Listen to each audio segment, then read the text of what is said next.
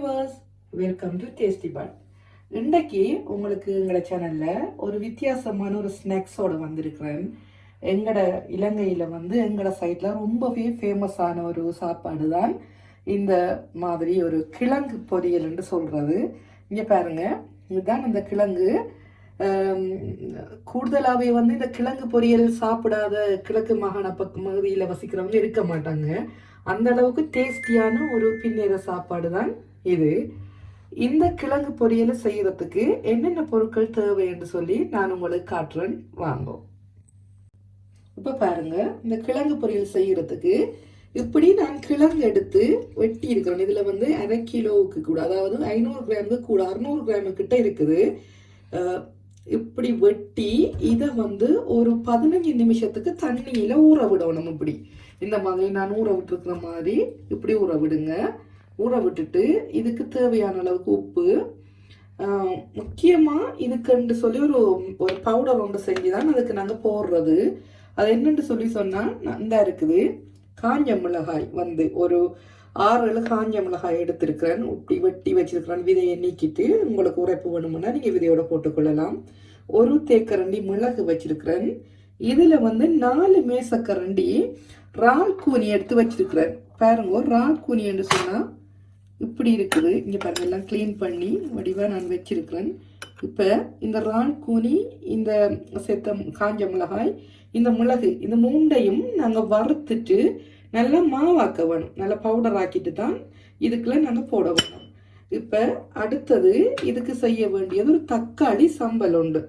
அதுக்கு பாருங்க, இந்த நான் 2 பச்சை மிளகாய் எடுத்து ரொம்ப சின்ன வெட்டி வச்சிருக்கிறேன். இப்படி நல்ல மெல்லிசா வெட்டி வச்சிருக்கிறேன். அதே போல ஒரு வெங்காயத்தை எடுத்து நல்லா மெல்லிசா அதையும் வெட்டி இருக்குது. பாதி தேசிக்காய் வச்சிருக்கிறேன். அதே போல தக்காளியையும் இங்க பாருங்க நல்ல ஸ்லைஸா இப்படி வெட்டி இருக்கிறேன். இப்ப நாங்க என்ன செய்ய வேணும்னா, இந்த கிழங்க வடிவா துண்டா வெட்டிட்டு நான் காட்டுறேன். மஞ்சள் தூள் போட்டு பிரட்டி வைக்கணும். இப்ப வட்டைக்குள்ள காட்டுறேன், பாருங்க.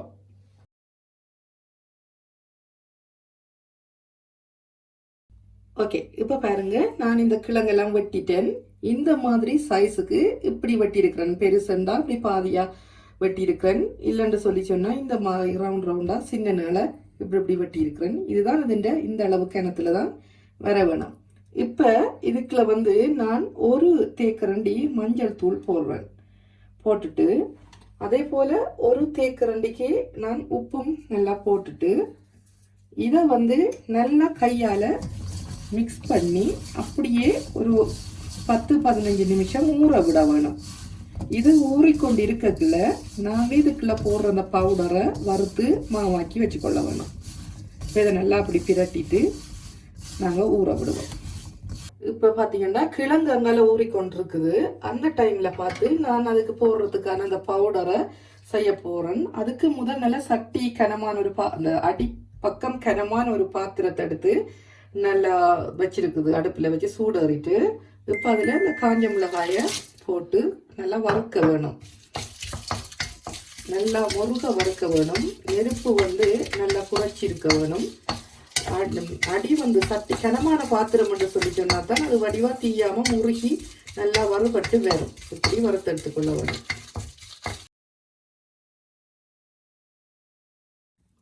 இப்ப இந்த இறால் கூனியை போட்டு வறுப்போம். இப்ப ஒவ்வொன்றையும் தனித்தனியத்தான் வறுக்க வேணும்.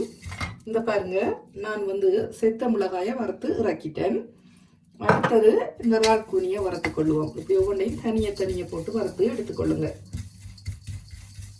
பாத்தீங்கன்னு சொன்னா இறால் கூனி இப்படி கலண்டு வந்துட்டுது. ஒரு மணமும் வர தொடங்கிட்டுது.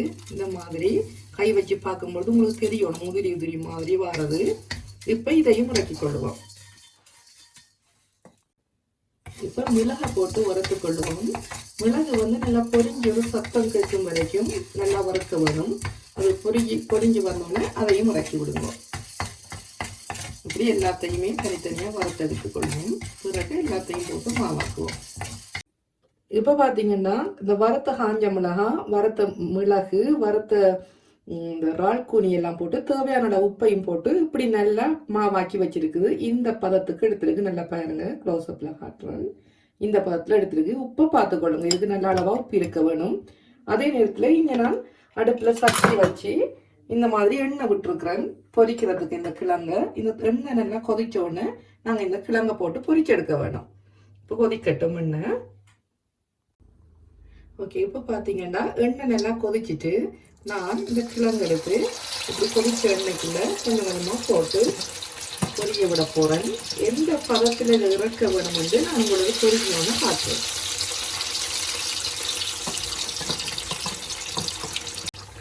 இந்த கிழங்கு நீங்கள் இப்போ இதுக்குள்ள போடும் பொழுதோ இந்த எண்ணெய்க்குள்ள வந்து கிழங்கு ஒன்றுக்கு மேலே ஒன்று இருக்காத மாதிரி நீங்கள் பார்த்துக்கொள்ளுங்க.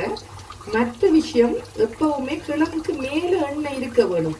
பத்தாக்குறையா இருக்கக்கூடாது. எண்ணெய் குறைவாகவும் கிழங்கு கூடவும் இருக்காத அளவுக்கு நீங்க பார்க்க வேணும். அப்பதான் அந்த கிழங்கு வந்து எந்த விதமான டிஸ்டர்பும் இல்லாம பொரியும். அப்பதான் உங்களுக்கு தேவையான அளவு சரியான பதத்துக்கு இந்த கிழங்கு பொரியல் வரும்.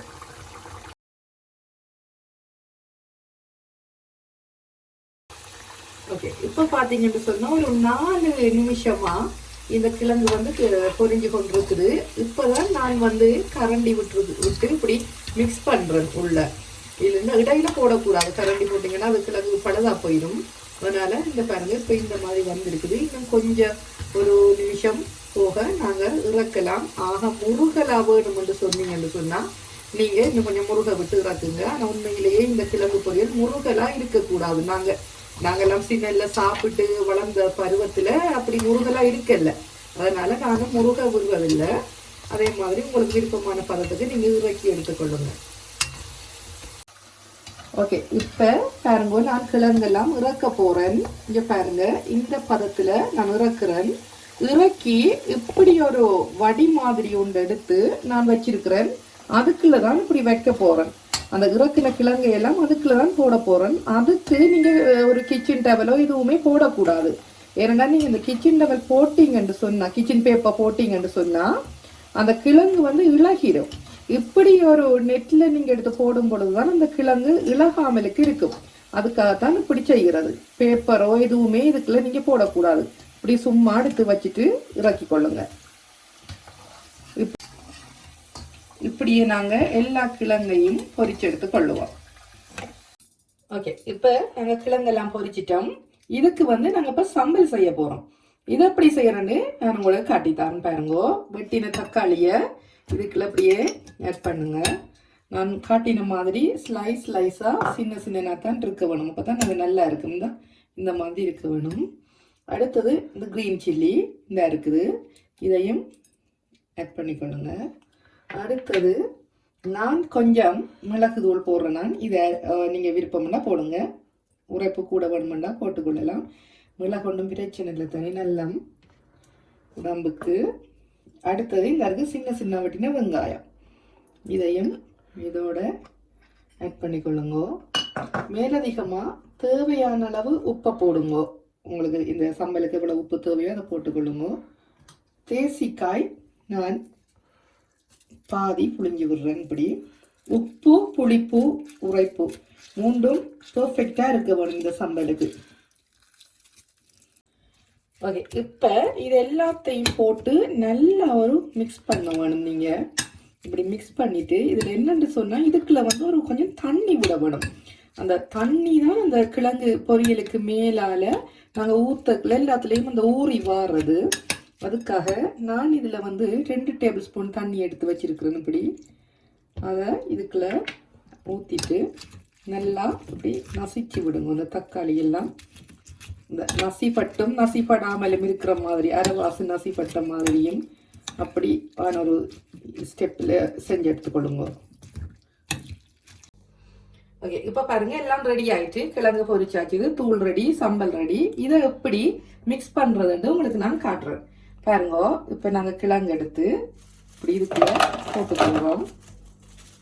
போட்டுட்டு அடுத்தது இந்த மாதிரி தூள் எடுத்து உங்களுக்கு தேவையான அளவுக்கு இதுக்குள்ள போடுங்க. இப்படி தூவிக்கொள்ளுங்க. தூவிட்டு அதுக்கு ஒரு மூடி போட்டுட்டு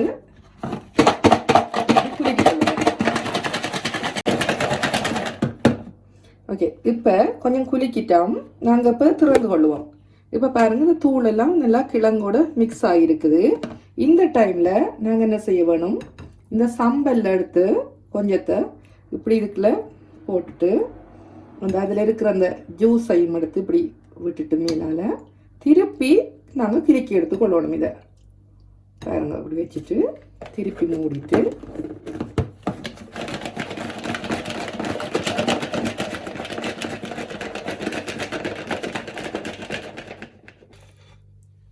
ஓகே. இப்போ நல்லா ரெடி ஆகிட்டு எங்களை கிழங்கு பொரியல் பாருங்கோ. அழகா அந்த அதே வாசத்தோடையும் அதே மாதிரி கலரோடையும் அதே டேஸ்டோடையும் வந்திருக்குது.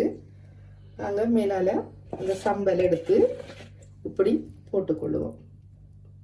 சரி, கிழங்கு பொரியல் ரெடி.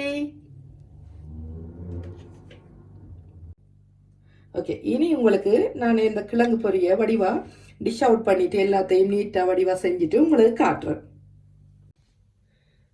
ஓகே, இப்போ பாருங்க எங்களோட கிழங்கு பொரிய வந்து ரெடி ஆயிட்டு.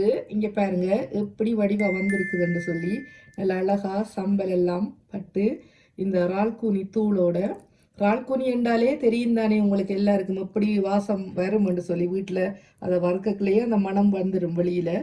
அதே மனத்தோட அப்படி பர்ஃபெக்டாக நாங்கள் சின்ன வயதில் கிளாஸுக்கு போக்குள்ள டியூஷன் கிளாஸுக்கு போக்குள்ள வாங்கி சாப்பிட்ற அதே பர்ஃபெக்டான பதத்தில் வந்திருக்குது.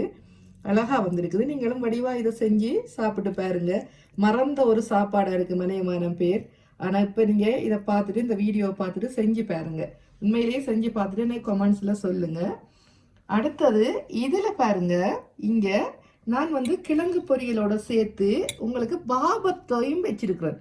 இந்த மாதிரி இதுவும் ஒரு வித்தியாசமாக நாங்கள் வாங்கி சாப்பிட்றது தான். இப்படியும் கிழங்கு பொரியல், சம்பல், இந்த தக்காளி சம்பல், இந்த பாபத் இதெல்லாம் போட்டு நாங்கள் அழகாக வாங்கி சாப்பிடக்குள்ள அதுவும் ஒரு வித்தியாசமான டேஸ்டாக இருக்கும்.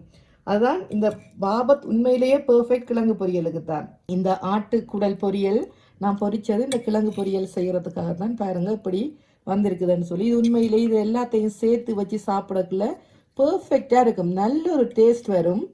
எல்லாருமே செஞ்சு பாருங்க. இதை செஞ்சு பார்த்துட்டு உங்களோட கமெண்ட்ஸில் எனக்கு சொல்லுங்கள் எப்படி வந்துச்சுன்னு சொல்லி.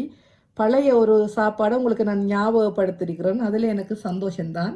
எனிவே திரும்பவுமா புதிய ஒரு டிஷ்ஷோட உங்களை எல்லாரையும் நான் சந்திக்கிறேன். எங்களோட சேனலை ஆதரிக்கிற ஒவ்வொருவருக்கும் மனமார்ந்த நன்றிகள்.